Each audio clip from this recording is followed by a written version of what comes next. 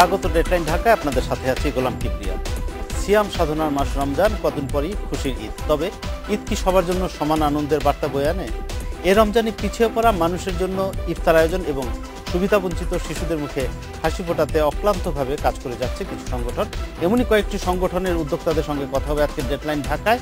কথা বলতে স্টুডিওতে আছেন পারি ফাউন্ডেশনের সভাপতি আবু তালেব, আছেন বিদ্যানন্দ ফাউন্ডেশনের অর্থ সচিব পাভেল হোসেন এবং মাস্তুল ফাউন্ডেশনের প্রতিষ্ঠাতা কাজী রিয়াজ রহমান আসিফ। স্বাগত আপনাদের। আপনারা পারি ফাউন্ডেশন থেকে আমরা জানি যে যে কোনো অনুষ্ঠানের বা ইফতার পার্টি বা যে কোনো আয়োজনের বেঁচে যাওয়া খাবারগুলো যাদের খাবার নেই তাদের কাছে পৌঁছে দেন। এই কাজটা কিভাবে করেন আপনারা? এই কাজটা আমরা করি হচ্ছে আমাদের আব্দুল মালিক ভাইয়ের নেতৃত্বে। আব্দুল মালিক ভাইয়ের অনেকেই চেনেন, উনি একজন ভ্রাম্যমাণ হকার ছিলেন। তো উনি অনেক সামাজিক কাজ বহুদিন থেকে করছেন। তো আমরা গত 1 বছর যাবৎ উনার সাথে আমরা 8 ফ্রেন্ড, যেটা হচ্ছে ওয়াসিম খান, মুন, পারভেজ, শামীম, ডাক্তার ফয়সাল এবং সাজেদুর এবং আমি গত 1 বছর যাবৎ উনার সাথে খুব ক্লোজলি কাজ করছি। তো আমরা গত 1 বছর যাবৎ খুব ক্লোজলি এগুলা করতে গিয়ে নতুন নতুন অনেক আইডিয়া আমাদের আসছে। তো এটা হচ্ছে আমরা এই বেঁচে যাওয়া খাবারের আমাদের আইডিয়া আসছে হচ্ছে অনেক মানুষের, আমরা জানি যে অনেক বড় বড় প্রোগ্রাম হয় শহরে। তো সেই প্রোগ্রামগুলোর খাবার, অনেক খাবারই বেঁচে যায়, হয়তো এই খাবারগুলো নষ্ট হয়, ওরা ফেলে দেয়। তো আমাদের আইডিয়া আসলো যে মালিক ভাই সহ আমরা বসে এই জিনিস আমরা ঠিক করলাম যে আমরা ফেসবুকে একটা অ্যাড দিলাম যে যাদের এই খাবারগুলা বেঁচে যায় তারা যদি আমাদেরকে একটু জানায় তাহলে আমরা আমাদের দায়িত্বে সেই খাবারগুলা এনে যেই সুবিধাবঞ্চিত মানুষ এবং সুবিধাবঞ্চিত শিশুরা থাকে তাদেরকে আমরা এই খাবারগুলো পরিবেশন করি। এই কাজটা কিভাবে করেন? ধরেন একটা অনুষ্ঠানের খাবার বেঁচে গেল, তারপর আপনাদেরকে একটা ফোন কল, আমাদেরকে একটা জাস্ট ফোন কল করলো। আমরা যারা আছি বেসিক্যালি আমরা এই 8 জন, আমরা এই 8 জন সাথে সাথেই আমরা একটা গ্রুপে আছি। আমাদের একটা ফেসবুক মেসেঞ্জার একটা গ্রুপ আছে, আমরা সাথে সাথে ওখানে একটা মেসেজ দিই যে যেখানে থাকি আমরা কিন্তু আধা ঘন্টার মধ্যে আমরা এক জায়গায় হই এবং এক জায়গায় হয়ে ওই জায়গায় আমরা যত দ্রুত সম্ভব পৌঁছাই। আমরা এবং আমাদের প্যাকেজ সহ আমরা আমাদের প্যাকেটগুলো নিয়ে পৌঁছাই এবং ওখানে গিয়ে বসে আমরা খাবারের মানটা আগে পরীক্ষা করি যে খাবারের অবস্থাটা কি, খাবারটা কি ভালো অবস্থায় আছে কিনা। খাবার যদি ভালো অবস্থায় থাকে, আমরা যদি নিয়ে যতক্ষণে আমরা এটা যে সুবিধাবঞ্চিত লোকদের খাওয়াতে পারবো সেই অবস্থায় পৌঁছাতে খাবারটার মান যদি ভালো থাকে তাহলে আমরা শুধুমাত্র সেই খাবারগুলো নেই এবং নিয়ে আমরা ওখানে ওই খাবারগুলো পৌঁছে একটু বোঝার জন্য যে যিনি ফোন দিলেন তার একটা ফোন দিয়ে আর কোনো দায়িত্ব নেই, বাকিটা আপনাদের দায়িত্ব। আপনারা প্যাকেট নিয়ে যাচ্ছেন, আমাদের দায়িত্বে সেটা ওগুলো ক্যারি করে আবার ওদেরকে। এটা পুরোটা আমাদের। কেমন রেসপন্স পাচ্ছেন? অনেক রেসপন্স। মানে গড়ে মাসে কতগুলো? আমরা গড়ে প্রায় 1 মাসে তো আমরা 5টা প্রোগ্রাম করছি এরকম। আচ্ছা, তো আশা করছি সামনে হয়তো আরো অনেক মানুষ এখন ভালো সাড়া পাচ্ছে। মানুষ ভালো সাড়া দিচ্ছে। একটু বিদ্যানন্দ ফাউন্ডেশনের পাভেল হোসেনের কাছে যাই। আপনারা যেটা এবার আমরা দেখছি পত্র পত্রিকা বা মিডিয়ার কল্যাণে অনেক আমাদের চোখে পড়েছে যে 1 টাকায় ইফতার দিচ্ছেন আপনারা। 1 টাকার ইফতার, এই 1 টাকার কনসেপ্টটা কেন? মানে নিশ্চয়ই এটার দাম অনেক বেশি। 1 টাকা কেন? এটা প্রথমে ছিল যে আমাদের মূল প্রোগ্রামটা ছিল 1 টাকার আহার। তো আমরা 1 টাকা এই জন্য নিচ্ছি যে ওই সুবিধাবঞ্চিত শিশুটা বা ওই বৃদ্ধ লোকটা যেন না ভাবে যে এটা ভিক্ষা বা কোনো দান। তো তার ডিগনিটিটা রাখার জন্য আমরা যেটা করেছি যে সে এটা কিনে খাচ্ছে, সে যেন এটা ফিল না করে যে লোক এটা আমাকে কেউ সাহায্য করছে বা দান দিচ্ছে। সো বাচ্চাটা যখন আসছে সে 1 টাকা দিয়ে তারপর খাবারটা নিচ্ছে। সো সে মনে করছে যে না, সে তো কিনেই খাচ্ছে অন্য আরো 8-10 জন মানুষের মতো। তো তার ডিগনিটিটা বজায় রাখার জন্যই আমাদের এই আইডিয়া। এই রমজান মাসের কথাই যদি ধরি, আপনাদের পরিকল্পনা কি বা অর্ধেক পথ পার হয়েছে? আমরা এই রমজানের আগে প্ল্যান করেছিলাম 1 লক্ষ ইফতার বিতরণ করব সুবিধাবঞ্চিত শিশু এবং শিশুরা তো রোজা রাখে না, বাট সুবিধাবঞ্চিত মানুষের মাঝে। আমাদের আজকের পর্যন্ত আমরা যেটা প্রেডিক্ট করলাম যে 1,20,000 সম্ভবত আমরা ক্লোজ করতে পারবো শেষ রমজান পর্যন্ত।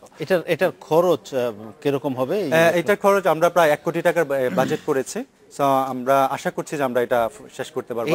এটা টাকার অর্থসংস্থানটা মাস পিপল, পুরোটাই মানুষ দিচ্ছে, স্টুডেন্টরা দিচ্ছে, ভলান্টিয়াররা দিচ্ছে এবং বিদ্যানন্দীতে যারা কাজ করে এদের আমি বলবো 100%ই আবার ওরা ডোনার, পার্সোনালি ওরা ডোনেট করছে। তারপর অনেক লোকজন আছে যারা আসলে ওনাদের পরিচয় দেন না, হ্যাঁ, যে অনেক আজকের দিনে ইফতারের আয়োজন একজন গৃহিণী ফোন করে ওনার বলেছে, ওনার একটা কারণ ছিল যে 1 বছর আগে ওনার ক্যান্সার ছিল, তো ওনার ইয়েটা ছিল যে ওনার বাচ্চাটা, উনি প্রেগনেন্ট ছিলেন ওই সময়, যে ওনার বাচ্চাটা বাঁচবে কিনা। তো ও তখন আজকে ওই বাচ্চার ফার্স্ট বার্থডে, সো উনি তখন করলো কি আজকের পুরো 5000 লোকের ইফতারের দায়িত্ব উনি নিয়েছেন। 5000 লোকের ইফতারের দায়িত্ব মানে খরচটা দিয়েছেন। কেমন খরচ এটা? আমাদের অ্যাপ্রক্সিমেটলি 40 টাকা খরচ হয় প্রতিটা প্যাকেট, আমরা এর বেশি গেলে আর দিতে পারি না। তো এখনকার যেটা আছে স্ট্যান্ডার্ড আমাদের 40 টাকার মধ্যে থাকে। তাহলে 2 লাখ টাকার মতো 5000 লোকের জন্য খরচ হয় আপনাদের। এরকম বিভিন্ন জায়গায় মানে নাম গোপন করে দিচ্ছে। আপনি খেজুরের কথা বলছেন, জি, একজন এই সপ্তাহে একজন 1 লক্ষ টাকার খেজুরের প্যাকেট পাঠিয়ে দিয়েছেন, উন্নত মানের খেজুর, সেটা আপনারা এই দিয়ে যাচ্ছেন? আমরা দিয়ে যাচ্ছি, জি। সো এইভাবে মানে সমাজে নানা স্তরের মানুষ এমনকি কখনো হয়নি যে আপনারা পরিকল্পনা নিলেন একটা বড় এটা করব, কিন্তু অর্থ সংস্কলন হলো না বা অর্থের যোগান হলো না, এরকম কি কখনো? হ্যাঁ, হয়। তখন আমরা করি কি স্কেলটা কমিয়ে ফেলি, যে হয়তো প্ল্যান করলাম যে যদি হয় যে 5000 লোক যে খাওয়াবো, যদি দেখা যায় যে না বাজেট এনাফ হচ্ছে না, তখন আমরা ওটা হয়তো, কিন্তু কোয়ালিটির সঙ্গে আপনারা কম্প্রোমাইজ কোয়ালিটির সাথে আমাদের নাই। খাবারটা কোথায় করেন আপনারা? কিভাবে? খাবারটা আমাদের বিদ্যানন্দের মিরপুর ব্রাঞ্চে, এখানে উপরে আমরা 6 তলায় পুরো একটা কিচেন নিয়েছি, ওখানে আমরা ইন্ডাস্ট্রিয়াল কিচেন সেটআপ করেছি। সো ওখানে এবং এই ইফতার খাবারের মানটা আপনারা নিজেরাই আমরা করছি, এবং বিদ্যানন্দের ভলান্টিয়ারই রান্না করে, বাট এই ইফতারের জন্য আমরা প্রফেশনাল বাবুর্চি রেখেছি। ইফতার এই যে রোজার মাস তো স্পেশাল একটা কেস, এছাড়া সারা বছর আপনারা কি করেন এটা নিয়ে পরে আসি। একটু মাস্তুল ফাউন্ডেশনের কথা শুনে আসি। মাস্তুল ফাউন্ডেশনের মূল কাজটা কি একটু যদি বলেন আমাদেরকে। আচ্ছা ভাই, আসলে আমরা কাজ শুরু করেছিলাম 2012 সাল থেকে। রক্তদানের মাধ্যমে আমাদের মাস্তুল ফাউন্ডেশনের প্রতিষ্ঠাতা হয়। তো আমরা কাজ শুরু করার পরে আমরা বিভিন্ন পথশিশুদের নিয়ে কাজ শুরু করি। 2013 সালে আমরা ধানমন্ডিতে একটি পথশিশু স্কুল দেই। আমরা স্কুলটি প্রায় 10 মাস যাবত মনিটরিং করি। আমরা চেয়েছিলাম যে বাচ্চারা যাতে তাদের সামাজিক প্রেক্ষাপটে যেন চেঞ্জ হয়, তারা যেন পথশিশু থেকে যেন তারা একটা শিশু দেশে যেন পরিণত হয়। কিন্তু আমরা দুঃখ পেয়েছি যে এই জন্য যে এই বাচ্চারা আসলে পড়াশোনা কন্টিনিউ করার পাশাপাশি তারা অফ হয়ে যায়, মানে ঝরে পড়ে, অনেক বেশি ঝরে পড়ছে। হ্যাঁ, তারপর আমরা প্রায় 80 জন বাচ্চার উপর আমরা একটা পড়াশোনা করেছি প্রায় 8 মাস ধরে। কিন্তু দেখা যাচ্ছে যে 8 মাস পরে বাচ্চার মাত্র 15 জন বাচ্চা আছে। কিন্তু আমি যে 80 জন নিয়ে শুরু করলেন, 8 মাস পরে 15 জন এবং নতুন আরো যুক্ত হয়েছে আরো 40 থেকে 50 জন। কিন্তু আমি চেয়েছিলাম যে প্রথম 80 জনকে নিয়ে আমি শুরু করেছি, তারা যেন আসলে 8 মাস পর কিছু শিক্ষা অর্জন করে যেন বের হয়। কিন্তু আমি ব্যাপারটা আমার কাছে খুব কষ্ট লাগে। আমি চেয়েছিলাম যে বাচ্চাদের আসলে কিছু শিখে যেন বের হয়ে যায়। পরে আমি ভাবছিলাম যে স্কুল এমন জায়গায় একটা স্কুল দেবো যেখানে হচ্ছে বাচ্চা আসলে আলটিমেটলি তাদের যেন শিক্ষাটা অর্জন করতে পারে, ফর্মাল স্কুলিং এ যেতে চাচ্ছিলেন। জি, দিব। পরে আমরা হাজারীবাগ ঝাউচট এলাকায় আমরা একটি জরিপ করি। জরিপ করার মাধ্যমে আমরা একটা তথ্য পাই যে একটি স্কুল বন্ধ করে দিচ্ছে টাকার অভাবে। কিন্তু আমাদের তখন ফুল আমরা টাকা সেট আপ করে নিয়েছি যে একটা স্কুল দিব যেখানে হচ্ছে 100 থেকে 200 বাচ্চা পড়াশোনা করাবো। পরে আমরা স্কুলের প্রধানের সাথে কথা বলে জানলাম যে তারা স্কুলটা আমাদেরকে দিয়ে দিবে টোটাল। তারা বলছে যে মাস্তুল ফাউন্ডেশন ভাই, রিয়াজ ভাই আপনি স্কুল নিয়ে নেন, আমরা চলে যাই। পরে আমি ভাবলাম যে আপনি কেন চলে যাবেন, আপনি স্কুলে শুরু করেছেন তো আপনি স্কুলে চালান, আমি আপনাকে টোটাল সাপোর্টটা দিব। স্কুলে পড়াশোনা থেকে সাপোর্ট করে টিচারের বেতন, তারপর হচ্ছে মাসিকভাবে যে স্কুলের বেতন, ইলেকট্রিসিটি, বাচ্চা বই, খাতা, কাগজ কলম সবকিছু দেবো।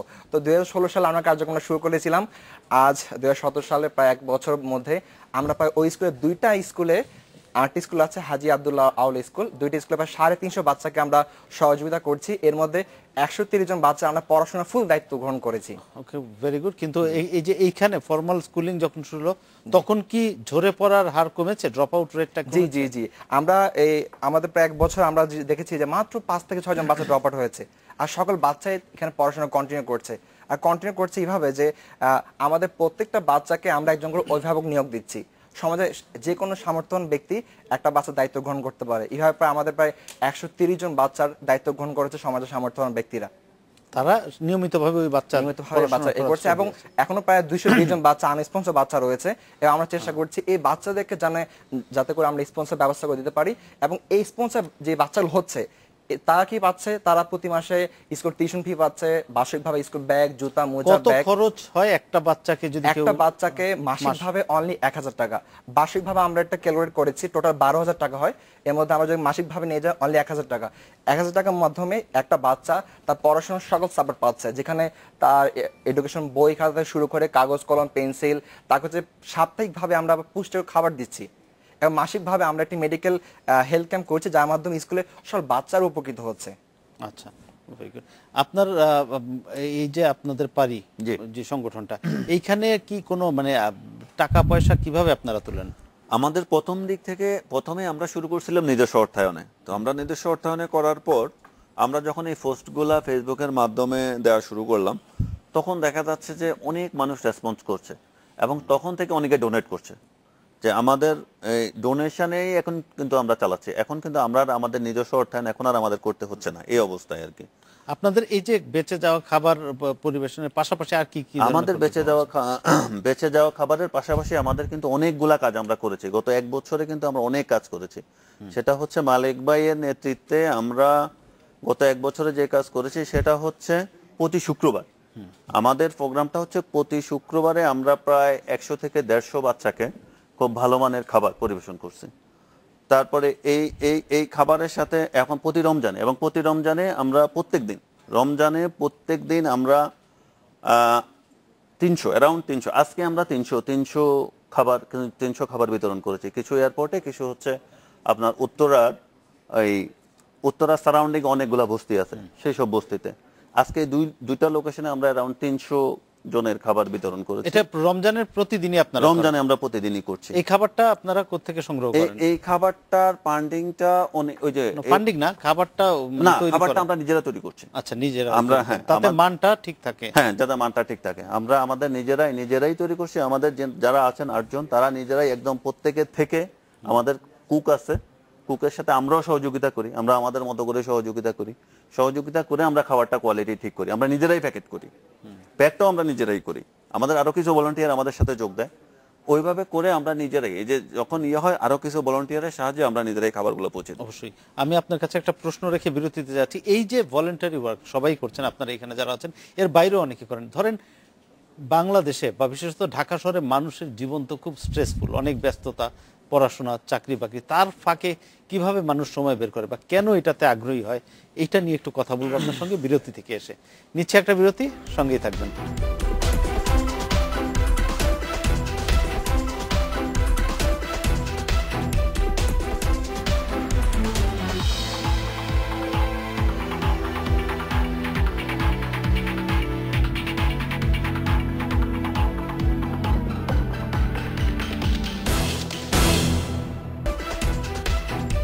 বিরতির পর ফিরে এলাম ডেডলাইন ঢাকায়। যে প্রশ্নটা আপনার কাছে রেখে গিয়েছিলাম, যে মানুষের তো নানা রকম ব্যস্ততা, কেউ ছাত্র, কেউ চাকরিজীবী বা কেউ অন্যান্য পেশার সঙ্গে জড়িত, তার মধ্যে কেন মানুষ এরকম ভলেন্টিয়ার মানে এরকম স্বেচ্ছাশ্রম দিতে আগ্রহী হয় বা কিভাবে করে? তাহলে আমার নিজেকে দিয়ে শুরু করতে হয়। আমার কিন্তু এটা ভলান্টিয়ার ওয়ার্ক, আমি পাশাপাশি আমার ফুল টাইম জব আছে। আমি কেন চাই এটা, আসলে মনে শান্তি পাই। সোজা বাংলায় যদি বলি, কাজটা করার পর ইনার পিসটা আসে, যে স্ট্রেস বা যেটা বলেন যে এটা চলে যায়, ঘরে এসে ঘুমাতে পারি, একটা ডিফারেন্ট ফিলিংস থাকে যেটা আসলে এক্সপ্রেস করা যায় মানুষের জন্য। আরো অনেক ভলান্টিয়ার আছে। হ্যাঁ, অনেক বলে আমি ওদেরকেও জিজ্ঞেস করেছি। আমি প্রথম দিন গিয়ে দেখলাম যে ইউনিভার্সিটির ছেলেপেলেরাই ম্যাক্সিমাম, ঢাকা ইউনিভার্সিটি, প্রাইভেট ইউনিভার্সিটিগুলি প্রচুর ছেলেপেলেরা।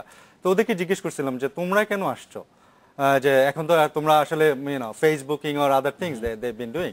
তো তখন ওদের একই কথা, যে আসলে সবার একটা ইচ্ছা যে সমাজের জন্য কিছু করবে। সো ইন রিটার্ন কেউ কিন্তু কিছু চায় না, যে না কোনো রিকগনিশনস কেউ কিছু দিবে, এটা কিন্তু জানে সবারই, যে let's do something for the society. প্রতিদিন যদি গড়ে 5000 খাবার আপনারা তৈরি করেন ইফতারটাই ধরি, এখন রোজার মাস, তাহলে কতজন ভলান্টিয়ারের ইনভলভমেন্ট লাগে প্রতিদিন? আমি ঢাকায় ধরেন যে প্রায় বিভিন্ন শিফটে 20 থেকে 25 জন আছে একসাথে কাজ করতেছে। সারাদিনে তো 100+ আসে, মানে একদিনে 100 উপরে। ঢাকা চট্টগ্রামে আছে ধরেন যে 40-50 হবে, মানে প্রায় 150 ভলান্টিয়ার প্রতিদিন বিদ্যালয়ে আসে। এই রোজার মধ্যে বেশি, রোজা ছাড়া আমরা রেজিস্টার্ড ভলান্টিয়ার আছে আমাদের 100, রেজিস্টার্ড ভলান্টিয়ার। আনরেজিস্টার্ড প্রায় আমরা 300+। যে কোনো সময় এসে যে কেউ কাজ করতে পারবে। যে আপনি যেতে যাচ্ছেন, যান, গিয়ে বসে গেলেন, যে এখন ইফতারি টাইম, প্যাকিং হচ্ছে, এখন গেলে সেহরির খাবার রেডি হচ্ছে, সো এখন গেলে সেহরি খাবার। সেহরির ব্যাপারটাতে আসবে একটু পরে। আমি মাসুদুল ফাউন্ডেশনে যাই। আপনাদের এই ঈদে কি পরিকল্পনা, কি করবেন? আচ্ছা, তো আমরা প্রত্যেক বছর আমরা রমজানে কিছু ভিন্ন ধর্মীয় আয়োজন রাখি। এটা মতো হচ্ছে ফার্স্ট হচ্ছে মেইন যে আয়োজনটা থাকে, এটা হচ্ছে আমরা রাস্তায় হেঁটে হেঁটে যে সকল মানুষরা মসজিদের সামনে গিয়ে দাঁড়িয়ে থাকে ভিক্ষার জন্য, যে সকল মানুষ রাস্তায় শুয়ে থাকে, তাদের কাছে গিয়ে আমরা হচ্ছে ফল বিতরণ করি। আমরা হচ্ছে ইফতার দিচ্ছি না, কারণ হচ্ছে ইফতার একটু ভাজা পোড়ার মতো টাইপের হয়ে যাচ্ছে, যেমনটা আমরা আজকে করেছি। যেহেতু আজকে আমরা আপনাদের রান্না করার ইয়েটা নাই, সেটআপ রাইট রাইট, তো আমরা প্রায় ধানমন্ডিতে প্রায় 150 অধিক আমরা সুবিধা বঞ্চিত মানুষকে আমরা গিয়ে গিয়ে ফল প্রদান করেছি। ফলের মধ্যে ছিল হচ্ছে আম ছিল, পেয়ারা ছিল, আপেল ছিল, আর তারপর হচ্ছে এক বোতল পানি ছিল আর কি। এটা হচ্ছে আমরা প্রতি বছর করি। এবং এরপর আমরা যেটা করি, আমরা হচ্ছে হাজারীবাগে যেহেতু আমাদের স্কুলটা আছে, তো ওই এলাকার মানুষজন আমাদের প্রতি খুব বেশি আশা করে থাকে। যেমন হচ্ছে আমাদের ওইখানেও তো বেশিরভাগ লোক কিন্তু নিম্ন আয়ের একদম নিম্ন আয়ের, দেখা যাচ্ছে তাদের বাবা মা নৌকার মাঝি, দেখা যাচ্ছে ফল বিক্রি করছে, এলাকায় মুচি বা জুতো সেলাই কাজ করছে, এলাকার শ্রমিক। এখন তারা সবসময় যেহেতু তাদের বাচ্চা স্কুলে পড়ছে, তারা আমাদের উপর প্রত্যেক বছর আমাদের যেহেতু দিয়ে আসছি, তো তারা আমাদের প্রতি আশা নিয়ে রাখে। তো আমরা ভাবছি যে আমরা এবছর আমরা আমাদের হাজারীবাগ এলাকায় প্রায় 400 বাচ্চাকে আমরা ঈদের জামা কাপড় কিনে দেবো আর কি, ঈদের জামা কাপড় কিনে দেবো। আর একটা টোকেনের কথা বলছিলেন রাইট, একটা টোকেন হচ্ছে আমরা এটা প্রতি বছরই করি। আমরা একটা শিশুর জন্য একটা ঈদে একটা খুশি এনে দেওয়ার জন্য আমরা 200 টাকার একটা টোকেন ব্যবস্থা রেখেছি, যে টোকেনটা যে কেউ ক্রয় করতে পারে 200 টাকার বিনিময়ে। এই টোকেনটা ক্রয় করলে কি হয়, একটা শিশু একটা ড্রেস পাবে, ছোট একটা গিফট পাবে, এবং একটা মেহেদি বক্স পাবে। মেহেদি, আমরা যে মেহেদি আকিদের কথা বলছি, তো আমরা প্রায় 2000 টোকেন আমরা ছেড়েছি গত মাসে। তো এ পর্যন্ত প্রায় আমাদের সারা ঢাকা শহরে প্রায় 600 অধিক টোকেন বিক্রি হয়ে মানে গেছে। ঈদ পর্যন্ত আপনি আশা করছেন যে 2000 টোকেন বিক্রি হয়ে 2000 না হলে প্রায় 1500 ক্রস করবে যদি ইনশাআল্লাহ। এরকম হয় 1500, তাহলে 1500 শিশু 15 শিশু ঈদের সুবিধা পাবে। যেমনটা হচ্ছে আজকে প্রায় 150 মানুষ সুবিধা পেয়ে গিয়েছে। তারপর হচ্ছে আমরা যেটা করি হচ্ছে ঈদের দিন, আমরা এটা প্রায় 4 বছর করে এসেছি এবং ইনশাআল্লাহ এবছরও করবো আল্লাহ বাঁচিয়ে রাখলে। আমরা ঈদের দিন আমরা ঈদের নামাজ শেষ করে বাসায় গিয়ে সামাই খেয়ে আব্বু আম্মুকে সালাম করে আমরা চলে যাই হচ্ছে ঢাকা মেডিকেলে চলে যাই। ঢাকা মেডিকেলের শিশু বিভাগে আমরা যাই এবং শিশু বিভাগে গিয়ে যত শিশু বিভাগে আছে সবাইকে আমরা একটা করে নতুন ঈদের ড্রেস দিই এবং একটা খেলনা দিই। ভাই আমরা বিলিভ করেন ভাই, আমরা ঢাকা মেডিকেলে গিয়ে বুঝতে পেরেছি আসলে ঈদটা আসলে কি জিনিস। আমরা তো কত মজা করি, কত খুশি থাকি, কিন্তু ঢাকা মেডিকেলে মানুষগুলো আসলে কি ঈদ করছে গেলে বোঝা যাবে না। মানে ভালো ঘরের ফ্যামিলি হোক, খারাপ মানে একটু নিম্ন শ্রেণীর ঘরের ফ্যামিলি হোক, ঈদের দিন ওদের দিনটা হচ্ছে ঢাকা মেডিকেলে একটা ভিতরে বদ্ধ হয়ে আপনারা যখন যান তখন তাদের মনে একটা রাইট।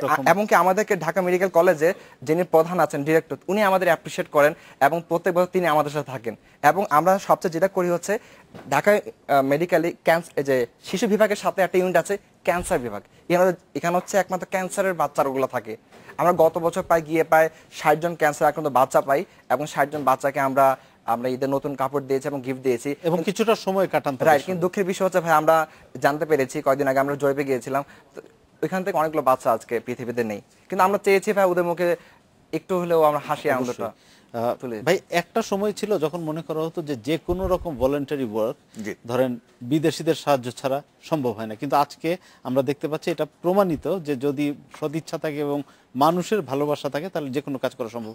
আপনারা যে কাজটা করছেন সেটার জন্য অর্থ সংস্থানের কিভাবে হয়, মানে এটা কি ব্যক্তিগত উদ্যোগে, প্রাতিষ্ঠানিকভাবে না কিভাবে? না, প্রথম দিকে আমরা ব্যক্তিগত উদ্যোগে শুরু করছিলাম, সেটা খুব বেশি দিন আমাদের করতে হয়নি। আমরা যখন এই পোস্টগুলা নিয়মিত দেওয়া শুরু করলাম তখন দেখা যাচ্ছে যে আমাদের তখন এই ব্যক্তি পর্যায়ে আমাদের ডোনেশন আসা শুরু করলো। কারো জন্মদিন, সে দেখা গেল যে তার যে বাচ্চার জন্মদিনটা আমাদের সাথে করবে, তা আমাদের হয়তো দেখা যাচ্ছে যে আমরা হয়তো 200 মানুষের আয়োজন করব, 225 শিশুর আয়োজন করব, সেই খরচটা সে আমাদেরকে বিয়ার করলো।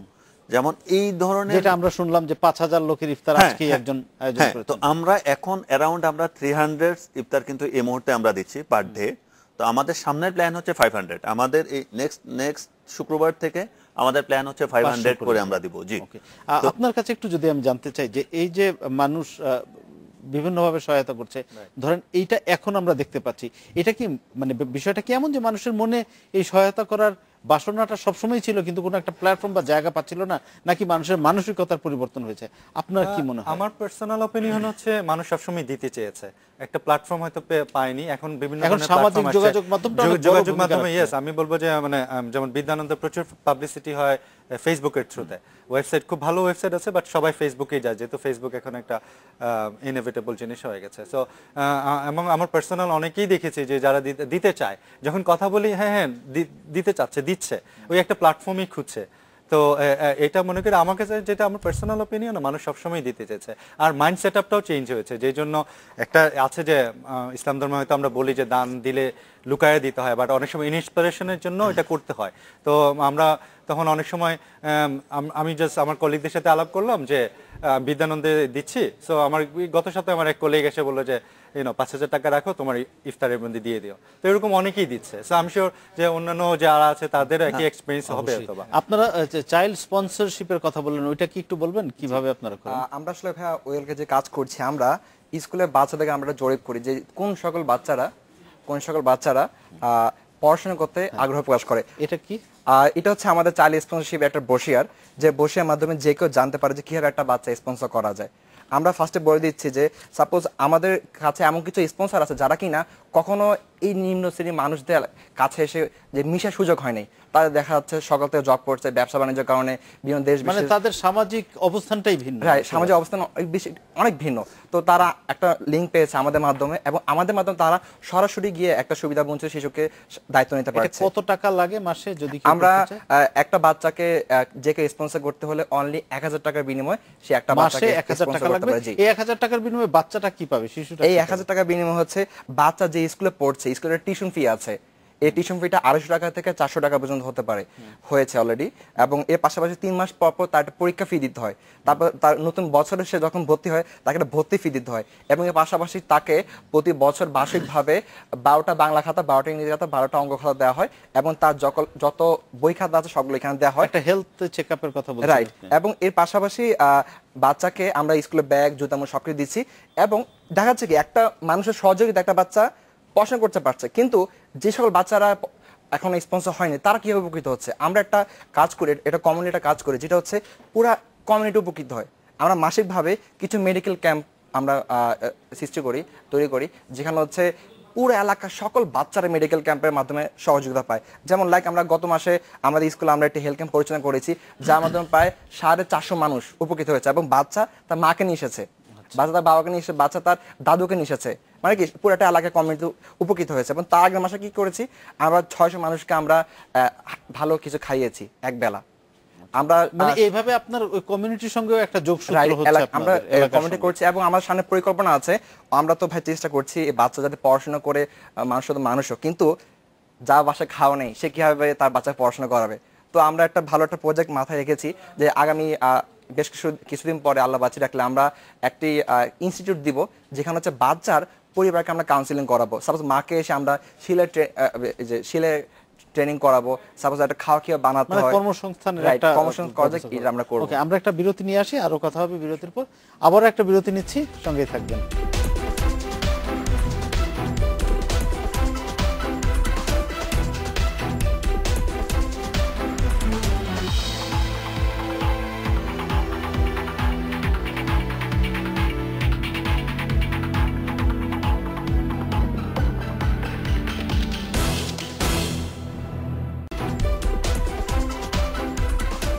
আবারও স্বাগত ডেডলাইন ঢাকায়।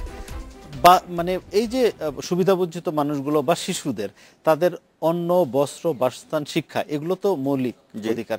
তার বাইরেও কিন্তু একটা খুব গুরুত্বপূর্ণ বিষয় আছে, সেটা হচ্ছে কি তাদের সুরক্ষার বিষয়টা। তারা নানাভাবে কিন্তু ধরেন এটা যৌন হয়রানি বলেন বা দুর্ঘটনা বলেন, সবকিছুর মুখে কিন্তু একদম বিপজ্জনক অবস্থায় আছে। এই জায়গাটায় কোনো কাজ করছেন কিনা আপনারা? জি, এই জায়গায় আমরা কাজ করছি। আমাদের রমজানের পরেই আমাদের একটা প্রকল্প, আমরা পাইলট প্রকল্প হাতে নিতে চাচ্ছি। সেটা হচ্ছে এই মেয়েদেরকে নিয়ে, যাদের বয়স 10+, 10 টু কিশোরী, বেসিক্যালি যারা কিশোরী। তো আমরা এটা আমাদের আব্দুল মালিক সাহেব দীর্ঘদিন যাবত কাজ করেন, ওনার বেশ কিছু গবেষণা আছে এটা নিয়ে। তো গত 1 বছর যাবত আমাদের ফাইন্ডিং সেটা দেখা যাচ্ছে যে এটা বলতে খুব করুণ, যে একটা মেয়ে যখন তার 10+ বয়স, কারণ আমরা যেটা বলছি পথশিশু যে বাড়ার পথ, এটা কিন্তু আরেকটা, যে একটা পথশিশু কিন্তু আরেকটা পথশিশুর জন্ম দিচ্ছে, এটা কিন্তু রিপ্রোডাকশন হচ্ছে। কারণ একটা মেয়ে 10 থেকে 12 বছরের মেয়ে, সে কিন্তু দেখা যাচ্ছে যে কোনো না কোনোভাবে প্রেগনেন্ট হয়ে যাচ্ছে। এবং এটা হচ্ছে খুব সারাউন্ডিং এর লোকজন দিয়ে, তার যাওয়ার জায়গা নেই, সে যে কি করবে সেটারও কিন্তু তার যাওয়ার যেহেতু জায়গা নাই, সে কিন্তু অ্যাবিউজ হচ্ছে খুব। তো সে কিন্তু আরেকটা পথশিশুর জন্ম দিচ্ছে, ওরও তো যাওয়ার জায়গা নেই, পাশাপাশি তারও স্বাস্থ্য ঝুঁকিতে পড়ছে, সে পড়ছেই। মানে ওইখানে গেলে দেখা যায় একটা বাচ্চা, এটা কারণ আমার মেয়ে 10+ বয়স, 10 10 10 বছর বয়স। আমি যখন ওখানে যাই, আমার কাছে মনে হয় আমার মেয়ের কথা, যে আহার এই মেয়েটা তো আমার মেয়ে হতে পারতো। কারণ যে মেয়েটা এখন দেখা যাচ্ছে যে 12 বছর বা 13 বছর যে মেয়েটা প্রেগনেন্ট হয়ে ঘুরছে, একটা বাচ্চা জন্ম দিচ্ছে, সেই বাচ্চাটা তো যাওয়ার জায়গা এই নেই। জায়গাটায় আপনারা কোনো কাজ করছেন কিনা? এই জায়গায় আমরা কাজ করছি। আমরা আমরা 10টা স্যাম্পল আমরা অলরেডি মানে বাছাই করে রেখেছি। এদের পরে আমাদের পাইলট প্রকল্পটা আমরা শুরু করতে যাব। সেটা হচ্ছে ওদেরকে আমরা চাচ্ছি ওইখান থেকে আমরা সেপারেট করে ফেলবো। ওই ধরনের কথাবার্তা তাদের সাথে আমাদের হচ্ছে। দীর্ঘ 1 বছর যাবত আমাদের কিন্তু তাদের সাথে আমাদের ফ্যামিলিয়ার হচ্ছে, কারণ মেয়েদের নিয়ে কাজ করা কিন্তু অনেক টাফ। এটা তারাও অনেক সময় সন্দেহের চোখে দেখে। সন্দেহের চোখে দেখে, এবং আমাদের সেক্ষেত্রে আইনগত অনেক সমস্যা আছে। মানে এখানে অনেকগুলো আশেপাশে কিন্তু আশ্রম আছে, তারা দেখা যাচ্ছে যে ছেলেরা রাতে থাকছে কিন্তু মেয়েদের তারা রাখছে না। মেয়েরা কিন্তু প্ল্যাটফর্মে ঘুমোচ্ছে, মেয়েরা রাতে এবং ঝুঁকির মুখে পড়ছে না, ঝুঁকি প্রতিনিয়ত তারা ঝুঁকির মুখে পড়ছে। তো এই মেয়েদেরকে নিয়ে আমাদের ইয়েটা হচ্ছে যেটা এদেরকে আমরা হয়তো 10টা মেয়ে নিয়ে আমরা পাইলটটা শুরু করব, ওদেরকে পুনর্বাসন করে আমাদের প্ল্যানটা হচ্ছে ওদেরকে আমরা প্রাথমিক শিক্ষাটা দেব তাদের, কারণ যেহেতু তারা 10+ বয়স, তাদেরকে আমরা ট্রেনিংটা দেব। ট্রেনিংটা দিয়ে কোন একটা কর্মসংস্থানের ব্যবস্থা আমরা করে তাদেরকে স্বনির্ভর করব। আমি একটু বিদ্যানন্দের ব্যাপারে জানতে চাই। এই যে আপনাদের খাবারের 1 টাকার আহার 1 টাকার চিকিৎসা বলেন, এর পাশাপাশি আপনাদের শিক্ষা কার্যক্রমটাই তো মূল। জি, ওইটার সম্পর্কে একটু মূল শিক্ষা কার্যক্রমটা আমাদের ঢাকা, চিটাগং এমন সব জায়গায়, যেমন এই যে সুবিধা বঞ্চিত শিশুরাই আসলে অনেকটা কোচিং টাইপের মতো প্রতিটা আমাদের সেন্টারেই আছে, হয়তো ইন হাউস অথবা ওপেন ফিল্ডে শিক্ষা দেওয়া হচ্ছে। এবং শিক্ষাটা গতানুগতিক শিক্ষা না, লাইক আনন্দের সাথে যেন পড়াশোনাটা শিখে। অনেকে হয়তো ক্লাসে রেগুলার টিউশন নিচ্ছে, তো ক্লাসে ডিফিকাল্টিজ আছে, সে একটা ম্যাথমেটিক্স বুঝছে না বা সায়েন্সে কোনো সাবজেক্ট বুঝছে না, তো আমাদের ভলান্টিয়াররাই বিভিন্ন ইউনিভার্সিটির ছেলে বা মেয়েরা এসে পড়াচ্ছে। তো তখন ওই জিনিসগুলিতে ওরা রেগুলার আসে আমাদের এখানে। প্রায় আমাদের পুরো সমস্ত বাংলাদেশে যে 8টা জায়গায় আছে সব মিলে প্রায় নিয়মিত 1200 স্টুডেন্ট রেগুলার আমাদের টিউশনটা নিচ্ছে। আর তার পাশাপাশি আমাদের বাৎসরিক সেই বৃত্তি আমরা দিচ্ছি, স্কলারশিপ দিচ্ছি, যারা এটা এক্সামের থ্রুতেই হয়, চিটাগং হয় সেটা। এবং বাৎসরিক আমরা বৃত্তি দিচ্ছি, প্রায় বৃত্তির বাজেট আমাদের 10 লাখ টাকার মতো। আরেকটা আমরা করি যে ইউনিভার্সিটিতে ভর্তি যে সহায়ক যে পরীক্ষাগুলি, ওইটা ভর্তির ব্যাপারে আমরা হেল্প করি। তো আমরা এখানে একদম অন ক্যাম্পাস রেখে, সর্ট অফ রেসিডেন্সিয়াল রেখে আপনাদের এটা সাকসেস রেট, আমাদের সাকসেস রেট আমরা সোফার আমরা গত 2 বছর 3 বছরে 22 থেকে 30 জন পাবলিক ইউনিভার্সিটিতে ভর্তি হয়েছে, ঢাকা ইউনিভার্সিটি, চিটাগং ইউনিভার্সিটি সহ আদার পাবলিক ইউনিভার্সিটিগুলিতে। হয়তো এই সাপোর্ট না পেলে হয়তো তাদের, হ্যাঁ, ওরা মানে আমাদের জানেন ভর্তির অ্যাডমিশন টেস্টটা অনেক এক্সপেন্সিভ, মিনিমাম 40 থেকে 50,000 টাকা লাগে। সো ওই জায়গায় আমরা পুরোটাই দিচ্ছি। বাট এখানে একটু হতাশার ব্যাপার আছে যে আমরা চাই, আমাদের ক্যাপাবিলিটি আছে, বাট আমরা আসলে ওরকম স্টুডেন্ট পাচ্ছি না। হয়তো বা অনেক স্টুডেন্ট নিডি আছে, বাট ওদের কাছে হয়তো মেসেজটা যাচ্ছে না। আমরা ফেসবুকের থ্রুতে বা আমাদের ভলান্টিয়ারদের থ্রুতে, পিআর গ্রুপের মধ্যে দিচ্ছি। ডেডলাইন ঢাকার থ্রুতে আমরা জানবো হয়তো যে ভর্তি সহায়িকা প্রোগ্রাম। আমি আপনার কাছে একটা প্রশ্ন রেখে বিরতিতে যাব। সেটি হচ্ছে যে এই যে শিশুদের যৌন হয়রানি বা সহিংসতার শিকার হয়, আপনার এখানে অভিজ্ঞতা কেমন এবং এইসব ক্ষেত্রে আপনারা কি করেন, বাচ্চাদেরকে কিভাবে কাউন্সিলিং করেন, সেটা জানতে চাবো বিরতি থেকে এসে। আবার একটা বিরতির সঙ্গেই থাকুন।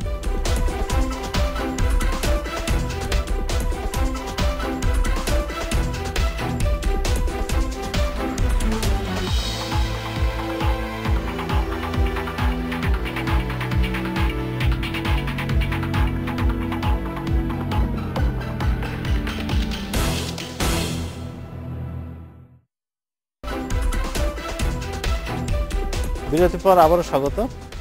আপনার কাছে যে প্রশ্নটা রেখে গিয়েছিলাম, শিশুদেরকে শিক্ষা দিচ্ছেন, তাদের মৌলিক যে সুরক্ষা সেটার ব্যাপারে কি করেন? কেউ যদি কোনো রকম সহিংসতার শিকার হয়, সেটা আপনারা কিভাবে হ্যান্ডেল করেন? আচ্ছা, আমরা ভাইয়া বাচ্চা স্পন্সরের পাশাপাশি আমরা একটা এলাকা কমিউনিটির জন্য আমরা কিছু কাজ করছি, এবং আমরা কমিউনিটির এ পর্যন্ত 2বার সুযোগ হয়েছে। আমরা কৌশল উন্নয়ন কিছু প্রোগ্রাম করি আর কি। এটা হচ্ছে কি, ক্লাসের সকল বাচ্চাদের নিয়ে আমরা এটা বসি, বিশেষ করে মেয়েদের নিয়ে, দেখা যাচ্ছে যে প্রবলেমগুলো কি। আর এই প্রোগ্রামগুলো থাকে হচ্ছে আমাদের কিছু সিনিয়র আপুরা থাকে, ম্যাডামরা থাকে, যারা কিনা এই সমাধানগুলো সঠিকভাবে সমাধান দিতে পারে। আর হচ্ছে দেখা যাচ্ছে মেয়েরা অনেক সমস্যা নিয়ে আসে, যেটা হচ্ছে দেখা যাচ্ছে আমাদেরও কিছু বার্নিং আছে, অনেক বেশি আমরা বেশি কাজ করতে পারি না। দেখা যাচ্ছে কি, আমরা এলাকার যারা কমিউনিটির প্রধান আছে, জনপ্রতিনিধি আছে, এলাকার হেড প্রধান শিক্ষক আছে, তাদের সাথে বিষয়গুলি নিয়ে আমরা কথা বলি, দেখা যাচ্ছে তখন সমাধান হচ্ছে। যেমনটা হয়েছে, আমাদের একটা বাচ্চাকে স্পন্সর করেছে, তিনি হচ্ছে ঢাকার মালিবাগে থাকেন এরকম। তো বাচ্চার বাবা কোনোভাবে তার মানে বাচ্চারা মেয়ে তাকে ঢাকা পড়াশোনা করাবে না, কারণ হচ্ছে তার কিছু বখাটে তারা তাকে বিরক্ত করছে। এখন বাচ্চা বা আমাদের কাছে এসেছে যে আমি তো বাচ্চাকে স্পন্সর হয়েছে, তো আমি স্পন্সর নিব না, আমি বাচ্চাকে আমি বাড়িতে পাঠিয়ে দিব। তখন আমরা আমাদের যিনি তাকে স্পন্সর করেছে বাচ্চাটাকে, তার সাথে কথা বললাম। পরে আমাদের সম্মানিত স্পন্সর বলেছেন যে বাচ্চা বাড়িতে চলে যাক, আমি তাকে সেখানে বাড়িতে তো- আর স্পন্সরদের সঙ্গে বাচ্চাদের কি একটা যোগাযোগ থাকে, মানে তাদের রাইট। সাপোজ যখন আপনি যখন একটা বাচ্চাকে স্পন্সর করবেন, তখন হচ্ছে বাচ্চাকে আপনার সম্পূর্ণ প্রোফাইল ডিটেলস সবকিছু দেখে আপনার বাচ্চাকে স্পন্সর করবেন। যখন আপনি বাচ্চাকে স্পন্সর করবেন, তখন এর পাশাপাশি আপনি বাচ্চার তথ্য পাবেন সবকিছু। বাচ্চাটা কি তার কাছে যোগাযোগ রাখে? বাচ্চারা সবসময় তাকে চিঠি লাগবে প্রতি মাসে মাসে, যেমন হয়েছে এবার ঈদে বাচ্চা স্পন্সরকে চিঠি লিখেছে যে সামনে ঈদ আছে, আপনি আমাকে জন্য ওকে, কিছু গিফট খুবই পাঠাবেন। ভালো। আপনার কাছে যাচ্ছে, আমরা অনুষ্ঠানের শেষ পর্যায়ে চলে এসেছি। এই যে আমরা নানা রকম আশার কথা শুনলাম, তার পাশাপাশি নানা রকম সমস্যার কথাও শুনলাম, এই দুইটার মধ্যে আপনি কিভাবে দেখেন বিষয়টা? যে মানে সবচেয়ে আশার কথা হলো যে আমার মানে এক্সপিরিয়েন্স থেকে দেখেছি যে মানে অনেক সমাজে অনেক লোকজন আছেন, ভালো লোকজন আছে যারা এগিয়ে আসছেন, এই প্রবলেমগুলি আমরা সলভ করার চেষ্টা করছি। সো আমি হতাশ নই, প্রবলেম আছে, লিমিটেশনস আছে, বাট আমার ভালো দিকটাই আমার কাছে বেশি আসছে। অবশ্যই। আমরা একদম শেষ পর্যায়ে চলে এসেছি। আপনারা চিকিৎসার জন্য কাজ করছেন বলছিলেন, এটা যদি একেবারে 30 সেকেন্ডের মধ্যে বলেন সংক্ষেপে। আমরা গত এক বছরে প্রায় 300 বাচ্চাকে আমরা কিন্তু শিশুকে আমরা কিন্তু চিকিৎসা সেবা দিয়েছি, এবং 10 জনকে আমরা দিয়েছি বিশেষায়িত সেবা, যাদেরকে হসপিটালে ভর্তি করিয়ে আমরা চিকিৎসা দিতে হয়েছে। আমাদের ওয়াসিম প্রত্যেক দিন সে এয়ারপোর্টে, স্টেশনে, এবং ডাক্তার ফয়সাল সে ডাক্তার, তারা প্রত্যেক দিনই তারা একবার না একবার গিয়ে ওই বাচ্চাগুলোর খোঁজ খবর নিয়ে তারা তাদের চিকিৎসা দিয়ে আসছেন। তো ভবিষ্যতে হয়তো আপনারা এই আমরা প্রবলেমটা আরো regular বলবেন। basis এ আমরা আমরা চিকিৎসাটা একদম দিয়ে শেষ দেব। পর্যায়ে চলে এসেছি। ধন্যবাদ আমাদের স্টুডিওতে আসার জন্য। ধন্যবাদ আপনাকে। এই ছিল আজকের ডেডলাইন ঢাকায়। দেখা হবে আগামী শুক্রবার এই সময়। ভালো থাকুন, সুস্থ থাকুন, শুভরাত্রি।